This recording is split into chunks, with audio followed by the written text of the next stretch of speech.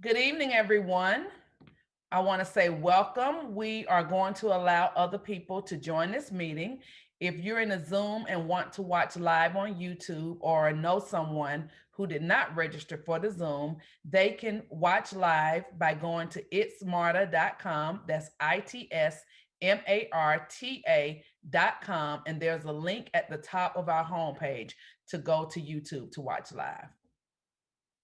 And we're going to allow another minute or so for people to come to join the meeting. Thank you.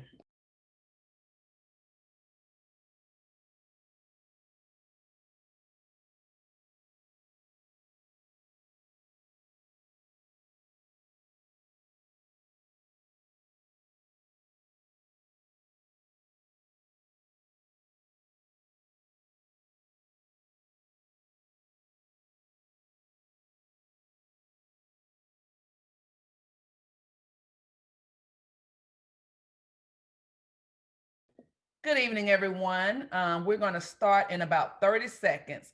If you're on the Zoom or would like to join and watch live, or if you know someone who did not register via the Zoom link, you can watch live on our YouTube channel.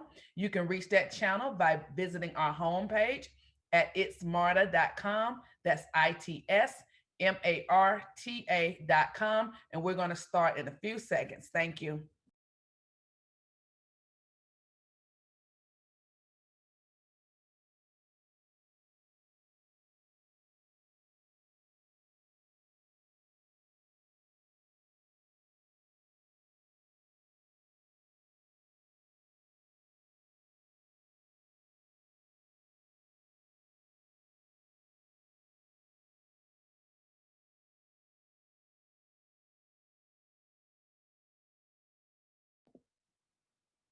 Good evening, everyone, and welcome to tonight's presentation on the Clayton County Bus Rapid Transit.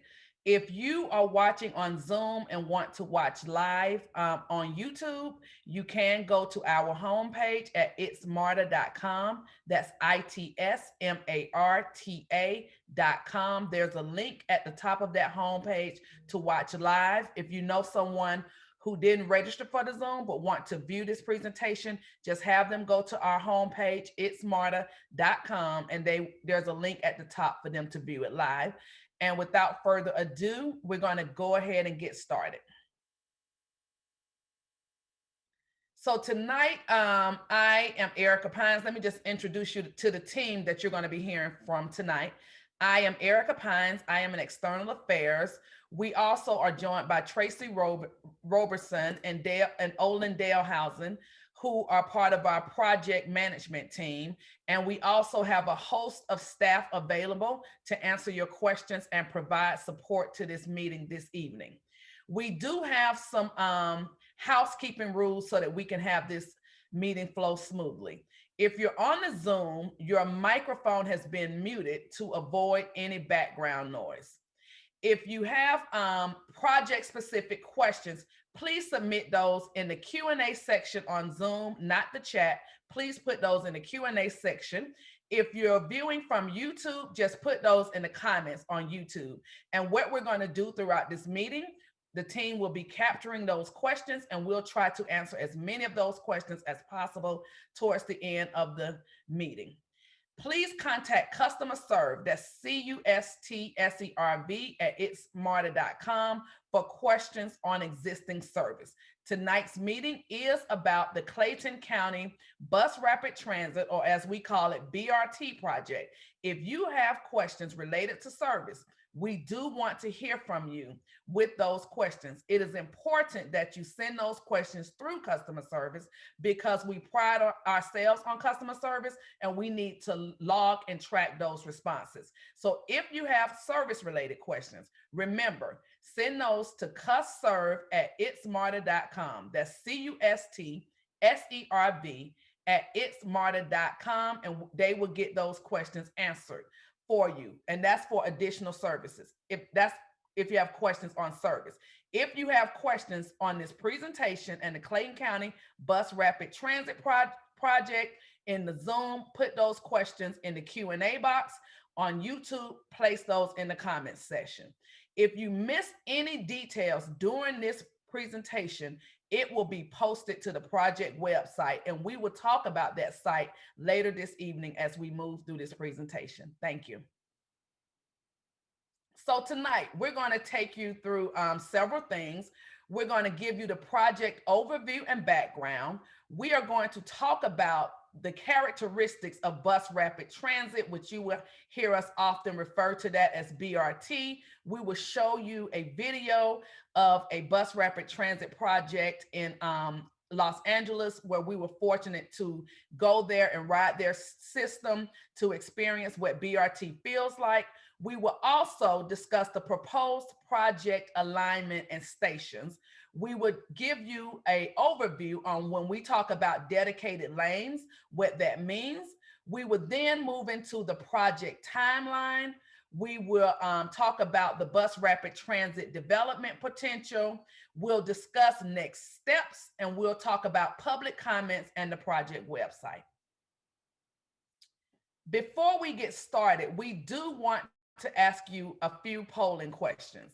If you're watching this via YouTube, those polling questions will be dropped in the comments section. So what we want to know tonight is, where do you live and how did you hear about today's session? We want to know where do you live, because we want to know where the responses are coming from. And it is always our goal to do public engagement in an intentional manner. So we want to know, how did you hear about today's session, so that we can make tweaks where needed.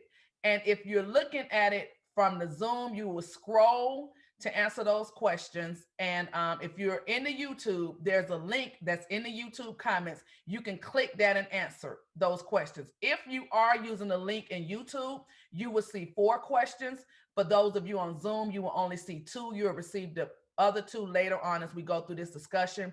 But if you are participating in YouTube, you can go ahead and answer those questions.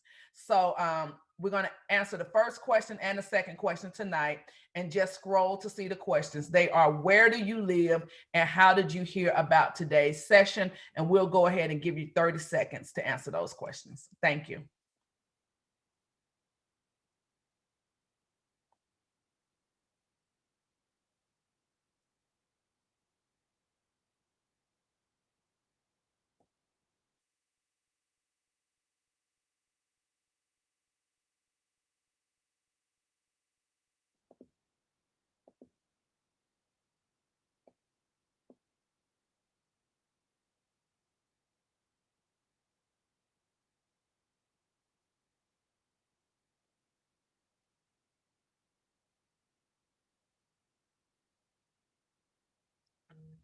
Okay, I think we can release those polling answers.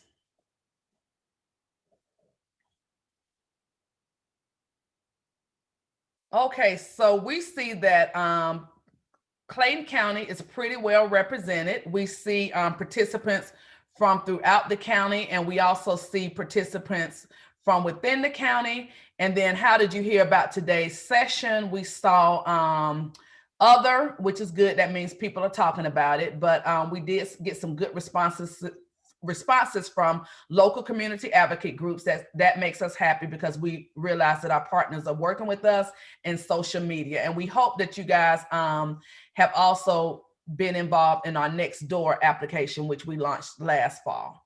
Thank you. And now I'm going to turn it over to Olin. Take it away, Olin. Thanks, Erica. So I want to start by giving a little bit of a background about where the Clayton County BRT came from. The original service need was identified by the Citizens Advisor Group. And for those of you who don't already know, that's a group of citizens that are appointed by the Clayton County Commissioners. And that was included in the legislation when Clayton County voted to join MARTA back in 2014, that there would be a citizens group that served as a steering committee to guide high capacity transit in the county. And we further developed it through the Clayton County Transit System Plan. And for those who this is the first time hearing about the Transit System Plan, that was a 30-year vision for transit in Clayton County that we just wrapped up recently. So it looks at tying together local bus and high capacity transit in the county, and serves as an implementation blueprint for improving transit. During the system plan, we did a lot of public outreach. And so we took the idea of the BRT service in the western half of the county and allowed folks to tell us what they wanted to see in terms of the mode, whether it be bus rapid transit, local bus, any kind of rail, that sort of thing. And we also allowed them to put in where they thought station locations would be potentially good locations for stations. And all that was on a computer system where they could do it interactively at public meetings. And we also had some stakeholder meetings where folks were able to do that. So the purpose of the project is to provide greater access to jobs, provide additional reliable and frequent transit services in Clayton County, and also to improve regional access and connectivity to the Atlanta metro region. And a big part of that, I'll talk about travel time savings later, but essentially getting folks to the MARTA stations and heavy rail system faster so that they can get throughout the region in less time and access job centers such as the airport, Midtown, downtown, and Buckhead, or anywhere else the heavy rail goes that folks need to go. And it also addresses the growing demand for transit services. Since the inception of the local bus routes in 2015, we've seen excellent ridership in Clayton County. And in fact, the 191 and 196 bus routes have over 2,300 and over 3,500 riders a day. The 196 is actually the second highest ridership in the entire MARTA system. So those two routes are a good candidate for BRT service. And also the area demographics are supportive of increased transit service. There's over 10% of households that don't have vehicles, which is a very strong predictor of transit demand. The proposed project, the alignment follows state routes 85 and 138, which are currently served by routes 191 and 196.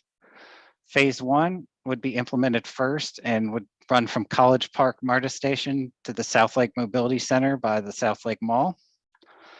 Phase 2 would come online after phase 1 is completed and open.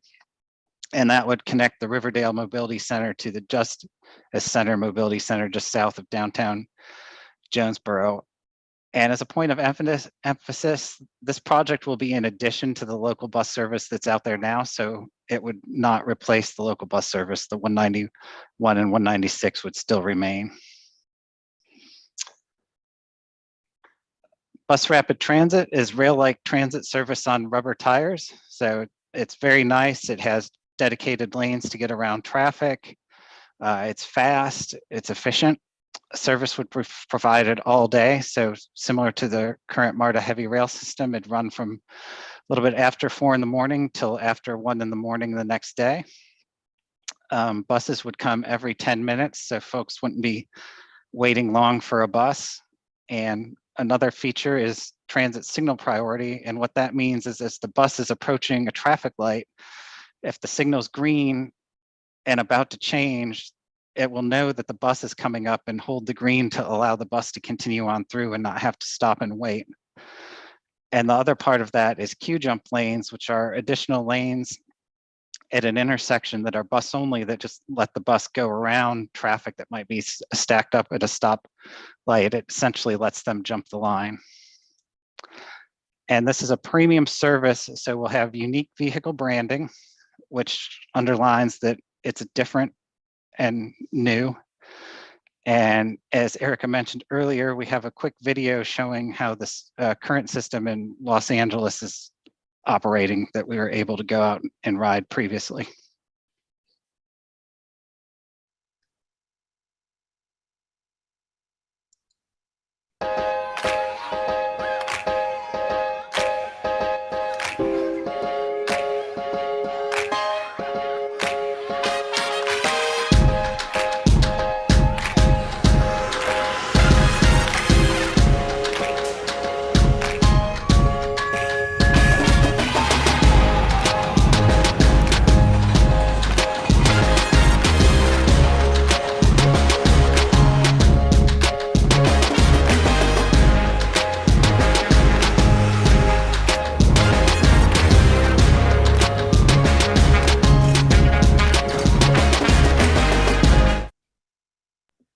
going to try the video again because the video, we heard the sound, but it wasn't moving. Kevin, can you help us out with that?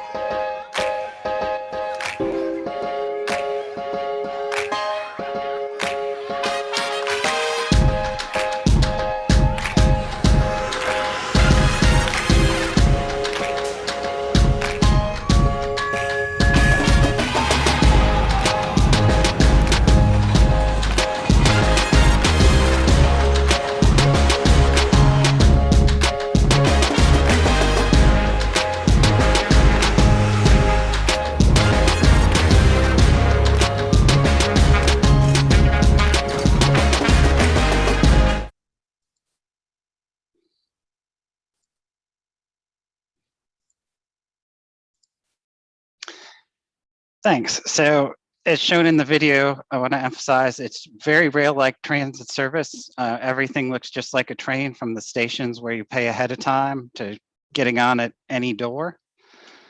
And so with that, I'll transition to proposed station locations. So as I mentioned earlier in the public involvement, folks told us a lot about where they would like to see stations, and actually we're able to put them in on a map. So we compiled all that, and we also came up with some quantitative location factors to look at where it made the most sense to put stations based on both the public input and some defined criteria. The first thing we looked at was proximity to existing activity centers, and by that we mean near the South Lake Mall, activity centers like the South Lake Mall or the hospital. Also, proximity to major intersections was a key factor. We also looked at where higher density land uses were in the county, because higher density land uses usually lead to higher ridership and a more successful system. A big piece of this was connections with other transit services. That means with the local bus service that's out there now, as well as the express park and ride lots, so that folks could potentially transfer between the BRT and express. And finally, we looked at pedestrian access and facilities. So that means we looked at existing infrastructure, sidewalks, bike lanes, anything like that, so that folks could access the station safely by foot and by bike. And so at this point, we have two more poll questions for you. And these are related to the amenities at the stations and on the vehicles, and also how you would like to access the proposed stations. So I'll give everyone about a minute. I count fast though, so go ahead and fill out either through the Zoom or through the YouTube link. And Olin, I just want to let the audience know that the YouTube is delayed. So if you can't take the polling questions via the comment section on the YouTube, you will be able to answer these questions on our project website. Thanks. Thanks, Erica.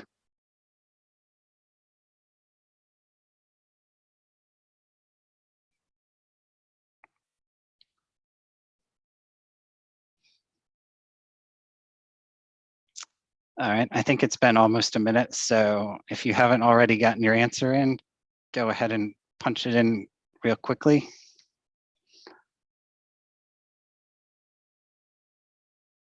And let's go ahead and wrap this one up.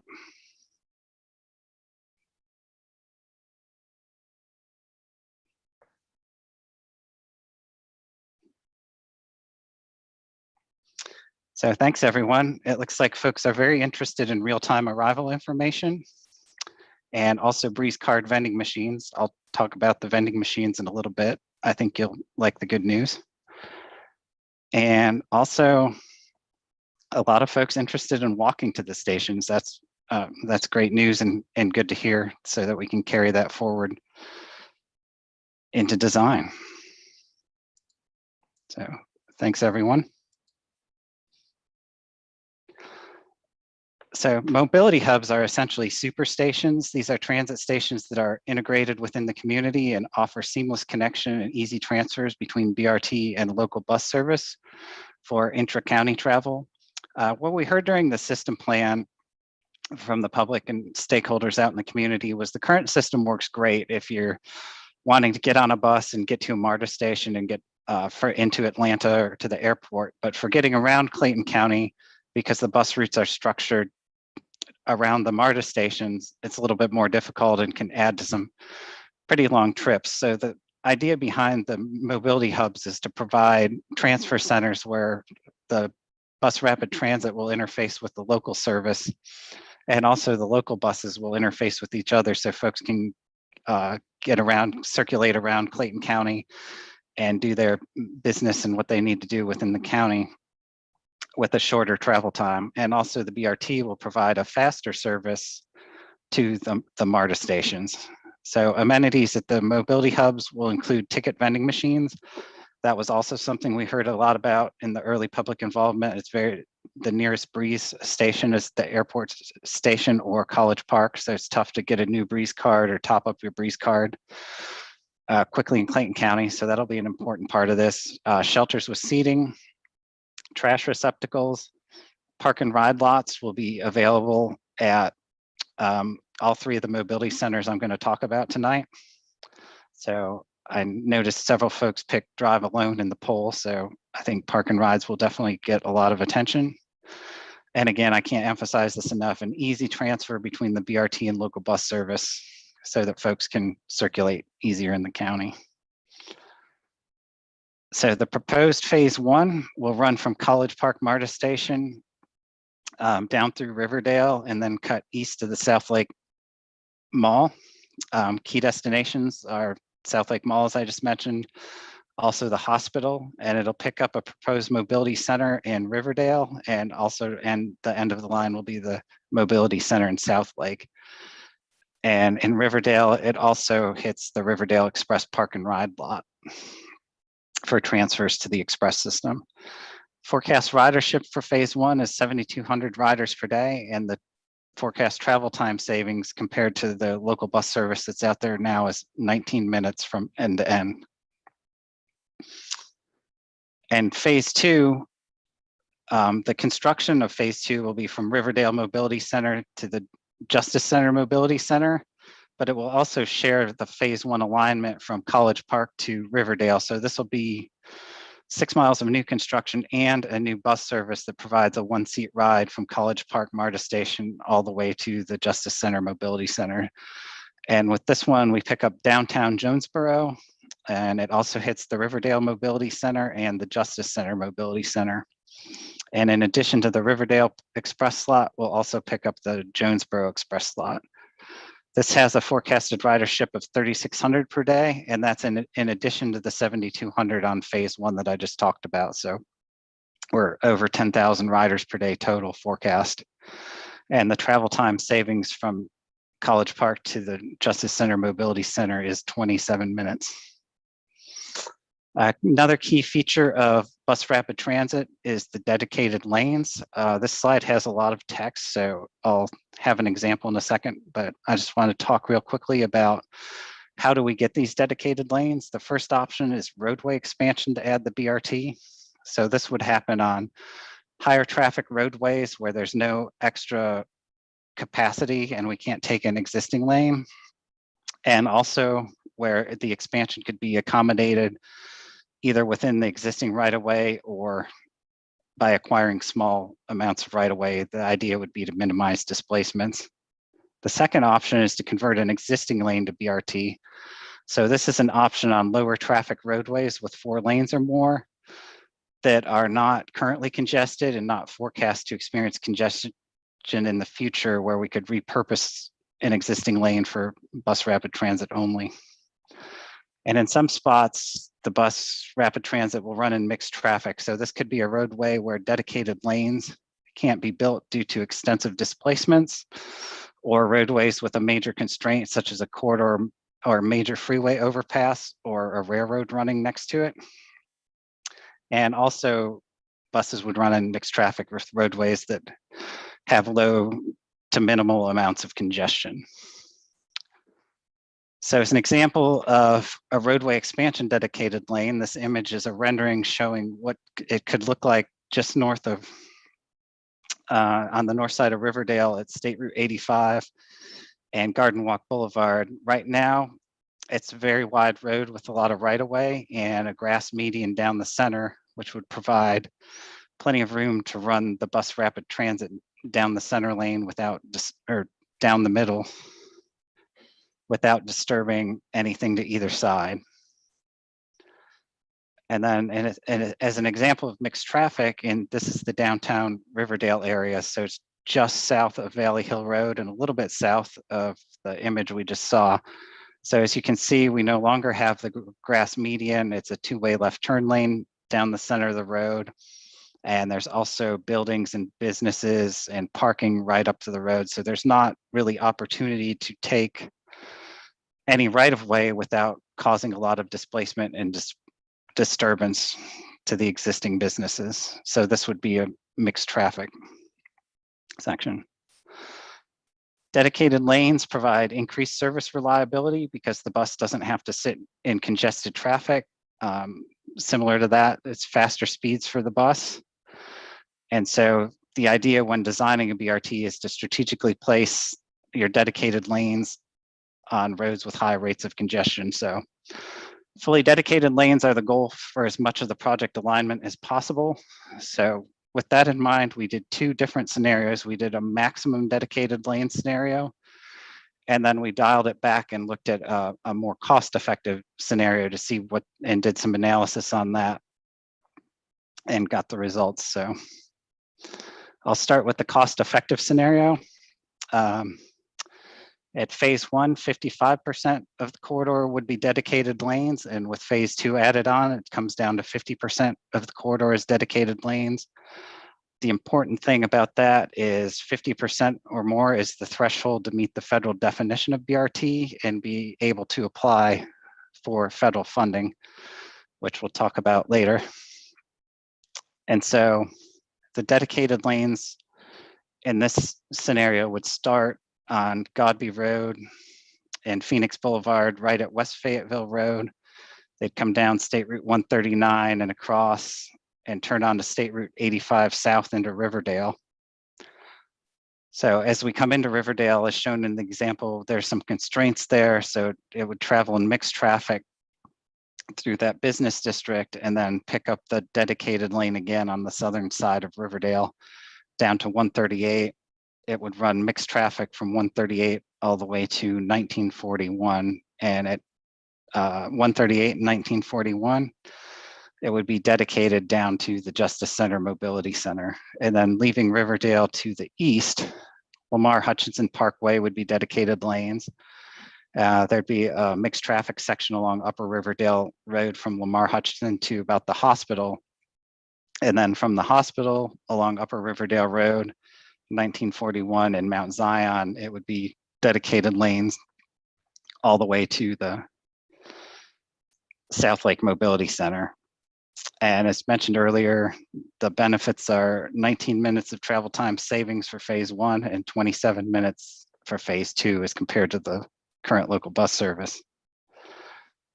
The 78%, the maximum dedicated lanes scenario, we came up with 78%. And here we essentially, wherever we could put lanes in, we went ahead and put them in. As you'll notice, downtown Riverdale is still in mixed traffic because it's just the businesses were too much of a constraint. So this dedicated lanes starts at Old National Highway and then continues all the way to the northern edge of Riverdale. And then coming out of Riverdale to the south, it's dedicated lanes all the way along State Routes 85 and 138, and then down 1941 to the Justice Center.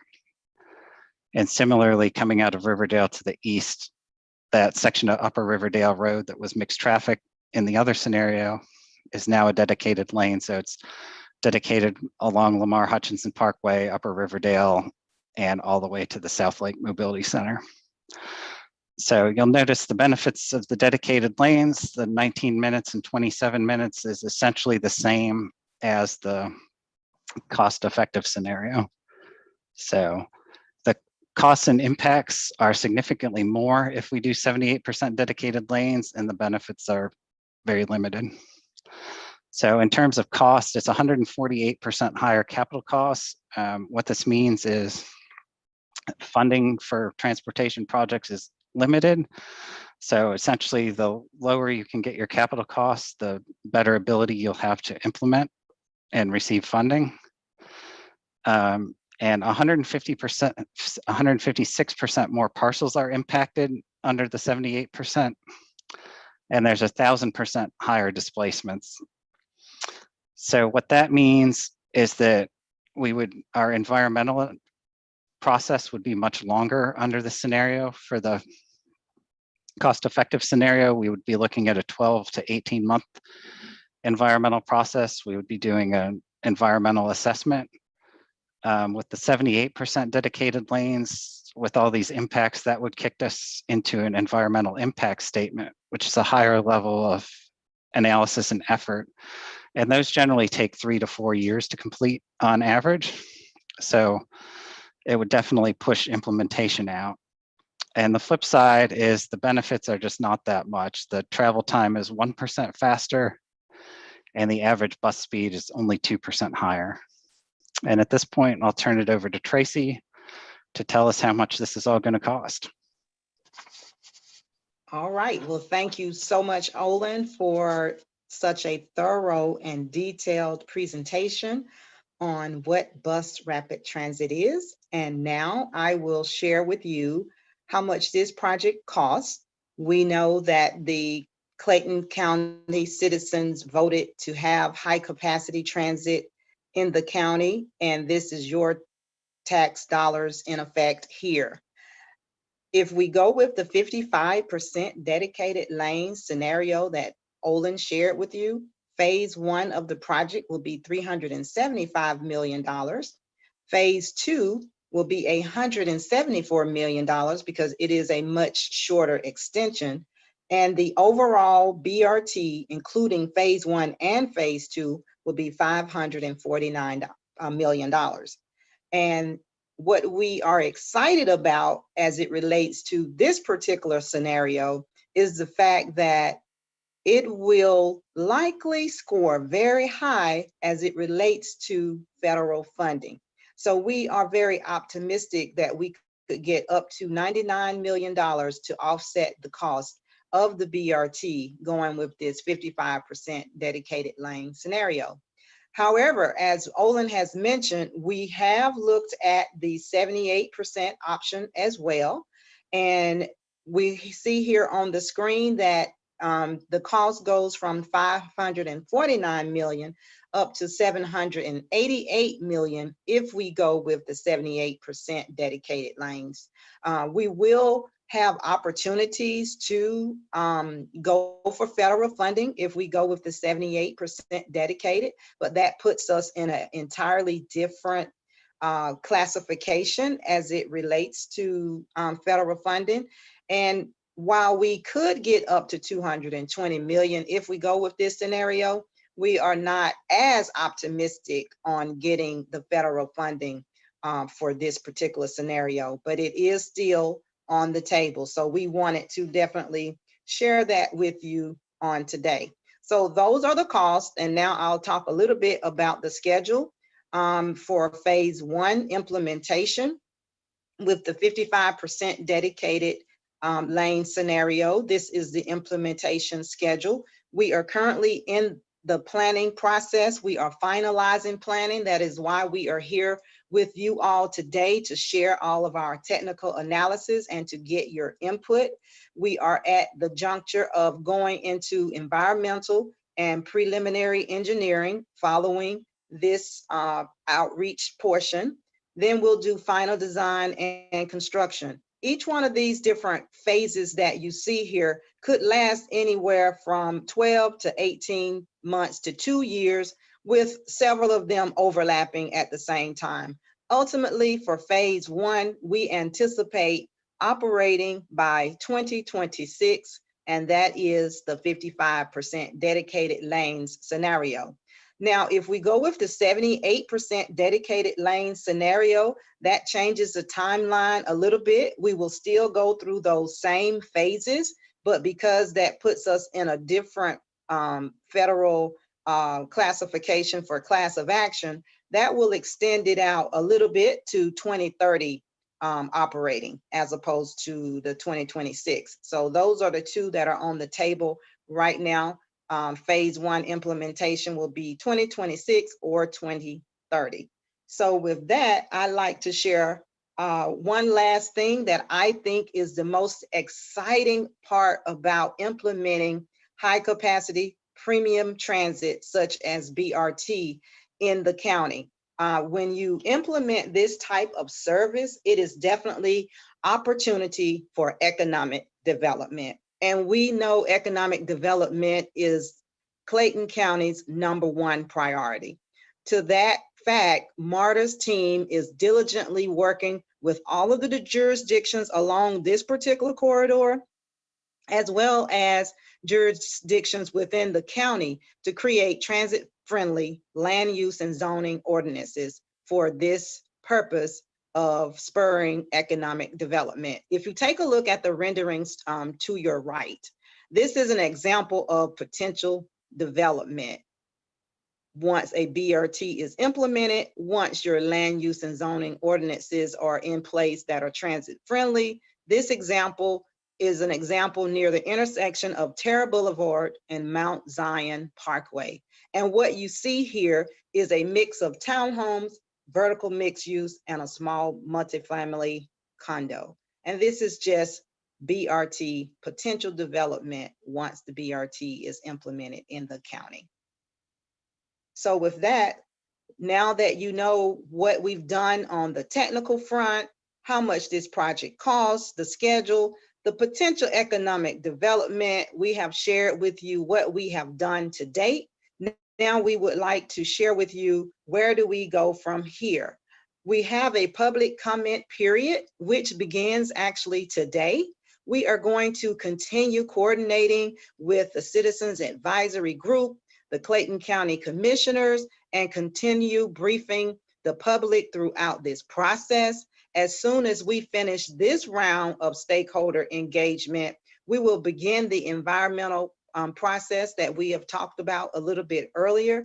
And during that period, we will come back to you to give you an update. We have not determined the date, but we are anticipating that it will be towards the end of this year, maybe November or December of this year. And we definitely want you to stay involved through the project website, which is connectclayton.com. So with that, I will speak very briefly about the public comment period. It is a 30-day period. It begins today. It ends on May 15th. We want to hear from you. We need your input. We need your feedback. That is the only way we can move this project to the next level. We must hear from you. So everyone that's on the line tonight, please go to the website, connectclayton.com, share your comments, share your feedback. If you have concerns, you put them there. If you love this project, you put that there also. If you're not able to connect via the internet, you may call us at 404-848-5299 and leave a message, or send an email at clayton@itsmarta.com. So when you go to the website, you will have an opportunity to pretty much review everything that we have shared here tonight. You will see the project fact sheet. You will see the BRT video. You will have interactive maps. You will have everything at your fingertips, project related, concerning the BRT. And of course, you'll be able to leave your comment. So please, you have an opportunity for 30 days, April 15th through May 15th, to do your comments. So we expect to hear from you soon. And that is all I have to share with you tonight. I'm excited about this project, and I am turning it back over to Erica Pines, MARTA External Affairs.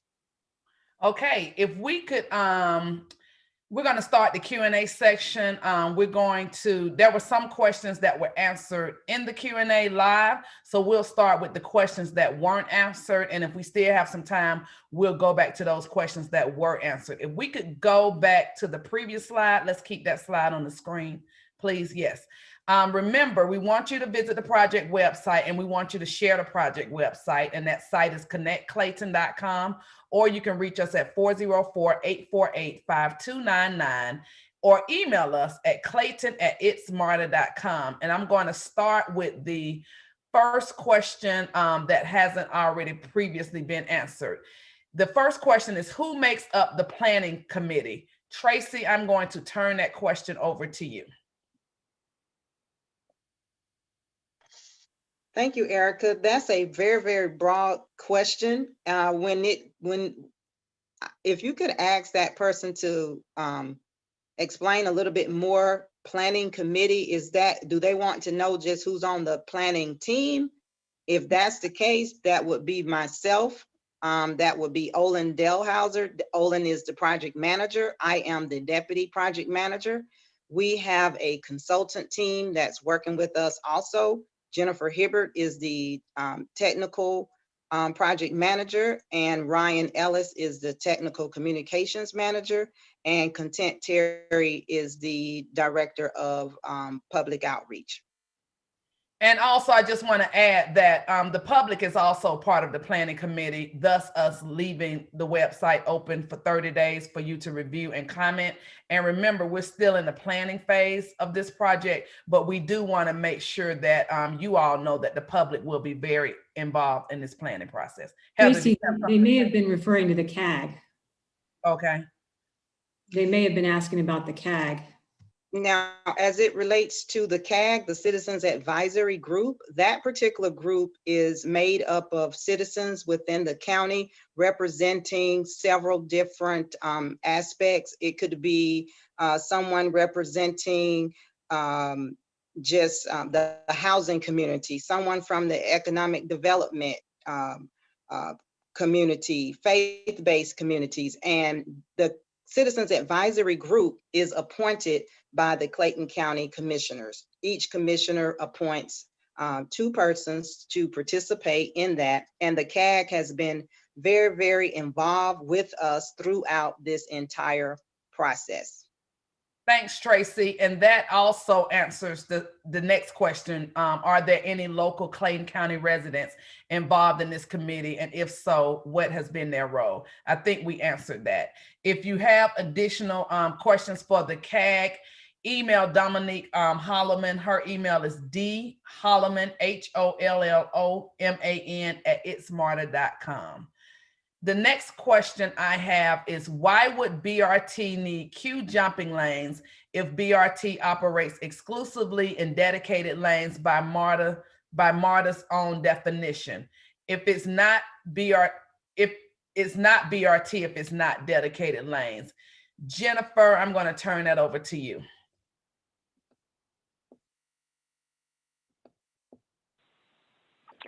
Hi, everyone, and hi, Erica. I was trying to come off mute. In terms of operating in a dedicated lane and having a queue jump lane, you notice that as Olin was explaining that we do have throughout the project, there are places where we have dedicated lanes that are noted, but Olin noted earlier that not the entire alignment will have dedicated lanes. So in areas where we don't have dedicated lanes, then there are techniques that we employ in the transit industry to try to allow the bus to still have travel time savings. And one of those is the use of a queue jump lane, which is a lane that is next to the general purpose lane. It's usually found at an intersection where a stoplight is located. And that there will be a special signal for the bus that will change and allow the bus to go ahead of general purpose traffic, thus getting them through the intersection in a faster manner so that they don't have to wait in the queue, thus the name queue jump. So, thank you, Erica. While I still have you, then I'm going to have you answer this question also, Jennifer. How will public transportation affect the Rex Road area closer to Henry County, to Henry, DeKalb, and Clayton County lines? Sure. So this project will not readily affect that particular area because this project will not travel by Rex Road on that particular area. However, that does not mean that MARTA does not have future plans for that area. There is a sister project to this one that's called the Clayton County Transit System Plan that does outline future bus routes that are going to affect that area at Rex Road. So the website that Tracy pointed you to that is on your screen, connectclayton.com, and when you click on that link in the upper left-hand corner, you'll see a menu option, and the transit system plan will be one of the items that is also available on that website that will show all of the recommendations, and you can zoom in on that area near Rex Road in the near the 675 area, and that area will you'll see the improvements that are recommended for that particular area. There are some new redesigned bus routes for the Clayton area, for the Clayton County area, that will be implemented as part of the Clayton system plan. Thank you so much, Jennifer. Olin, I'm going to have you address the next question, please. Why are the differences so small between the two projects despite the dedicated lanes? And they're referencing the 55% versus the 78% option. Thanks, Erica. I thought I was going to get away without being on the hot seat, but so to answer the question, the reason is when we do the 78% dedicated lanes, and I'll just pick on State Route 138 because that's a big section that went from mixed traffic to dedicated. For the 55%, we went through and we put the dedicated lane on the most congested roadways. And it turned out that we were able to cover all of the high congestion locations on the route with only 55% dedicated. So when we went back in and put dedicated on State Route 138 and that other section of Upper Riverdale, it didn't really change much because the buses were already operating in free-flowing conditions when those were mixed traffic. It did help a little bit, and I think most of our benefit, our slight benefit, came from extending the dedicated lanes out to Old National Highway, because that's probably the most congested location in the county that was not covered in the 55%.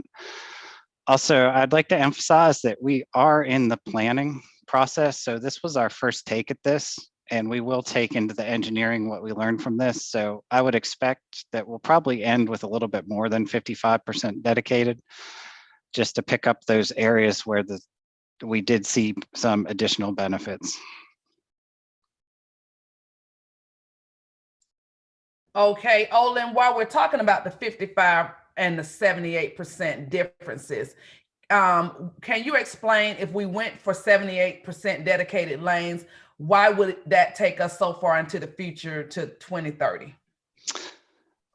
So essentially it revolves around the environmental process, and I might bring Jennifer into this if I misspeak, but because of the amount of displacements that would occur to get up to 78%, we would have to enter an environmental impact statement, and that takes 3 to 4 years compared to with the 55%, we would be in a lower level of effort called an environmental analysis, and those usually run 12 to 18 months, just because at the federal level, they want to see more analysis and work, and are worried about impacts. The more impacts you have, essentially, the longer your project is going to take.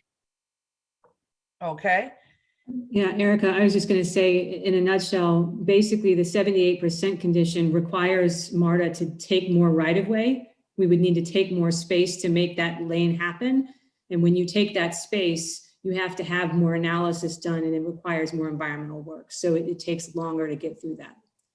Thank you, Olin and Heather, for that. The next question, will this project involve transportation to the airport? Jennifer, you want to take a stab at that? Sure, I'm happy to. So yes, this we will. The BRT will access the College Park station and the College Park. Can you see the map again while you're talking, Jennifer? College Park MARTA station. Great. Sure. So you'll see that, oh, sorry, there we go.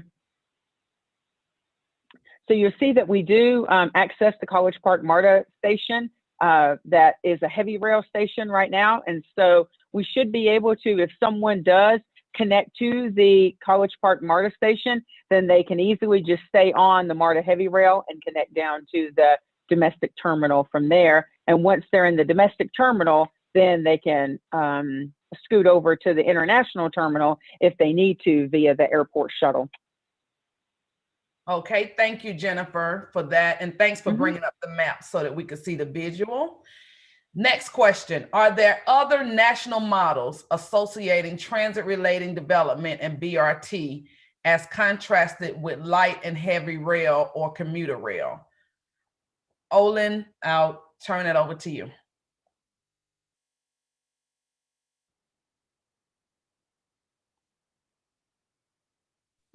Sorry, the mute button wasn't working.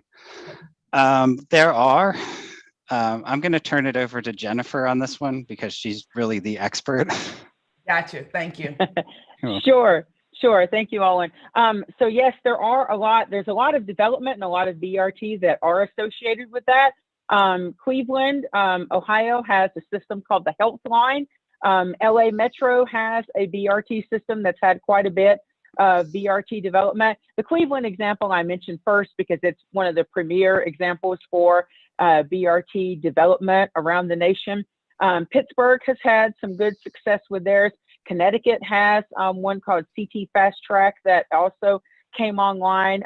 So there are several national models that we are looking at as we pattern the one in Clayton County and prepare for what potential BRT could be as well. What potential PRT could, what potential TOD could occur following BRT. I tend to speak in acronyms, but TOD stands for Transit-Oriented Development. Thank you for that clarity, Jennifer, and thanks for answering that question. The next question is traffic volume used to predict travel times based on today's volume or future volume? Olin.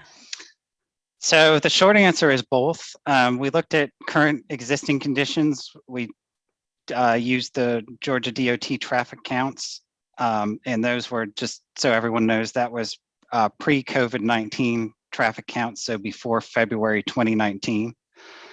And then we also looked at future traffic counts, or future traffic projections, sorry.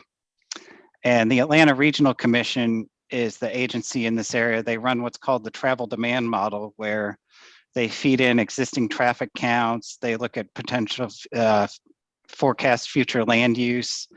And I think they run a lot of computers and it does a lot of math, and it comes back with projected future traffic volumes and congestion levels. So we also use that to look into the future. Okay, thank you so much. Another question that we have is, will BRT take the place of expanding rail services? Who wants to take that one? Olin? I'll go ahead and take it. Okay. The short answer is no. This will be all new service along this side of the county. There was not any rail service expansion planned for this area. Thank you for that question. Thank you for that answer. And I'm going to, the next question, I'm just having the team type them in. Are flyovers or dedicated bridges used in BRT or in any type or any of these scenarios? Jennifer, do you want to take a stab at that one?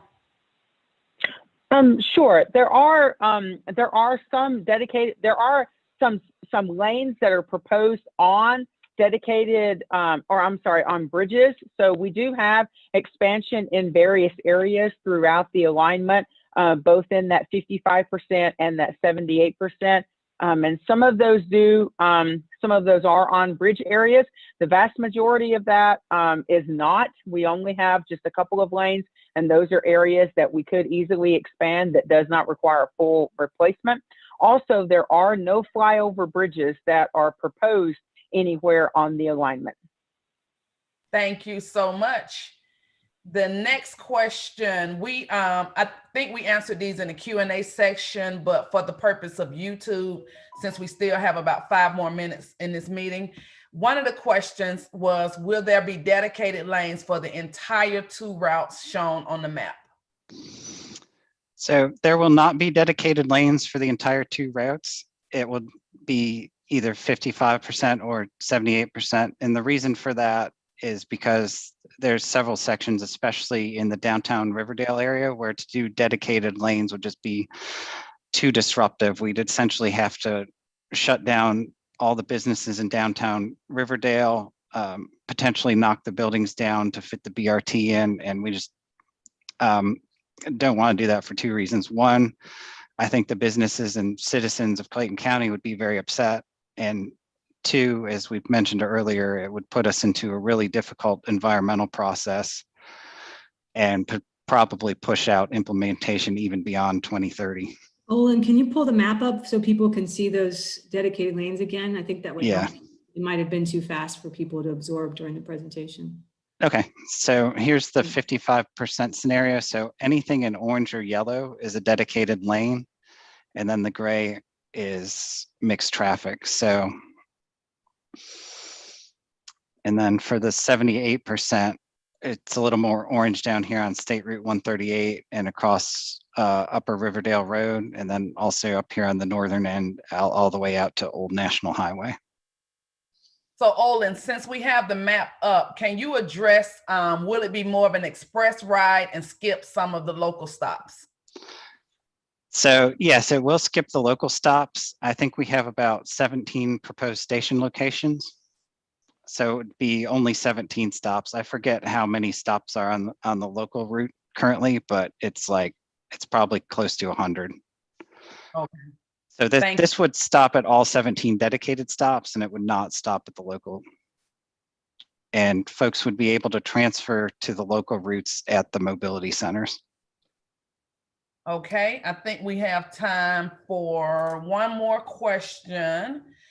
Do we have any examples of current dedicated lanes in any of MARTA's routes?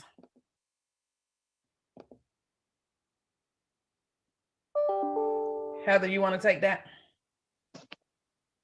No, we don't have any right now in existing service, but we're working on it. Summerhill's the first. Yes, thank you for that. And we're gonna, if you guys could pull up the screen with how folks can interact and provide feedback. Okay, as we approach the 7:30 mark, we want to say first, thank you to everyone who joined us this evening. It's a beautiful evening outside. You took your time to participate in this meeting, and we really appreciate that. We want to remind you to go to the project website at connectclayton.com. That site will be up until May 15th, which will allow us a 30-day period for the public to go in, look around, do some research, give us your input and feedback. Also, if you need to call with questions, we do have a line that you can leave questions on. That's 404-848-5299. Once again, that's 404-848-5299. And you can also email us your questions or comments to Clayton@itsmarta.com. That's Clayton@itsmarta.com. We do look forward to receiving your feedback, and we do hope that you share this presentation with others, direct others to the Connect Clayton site. And if you have folks that missed tonight's meeting, we will be doing this meeting again on Saturday. And I just want to say thank you all so much. Thank you for participating on behalf of MARTA. Good night.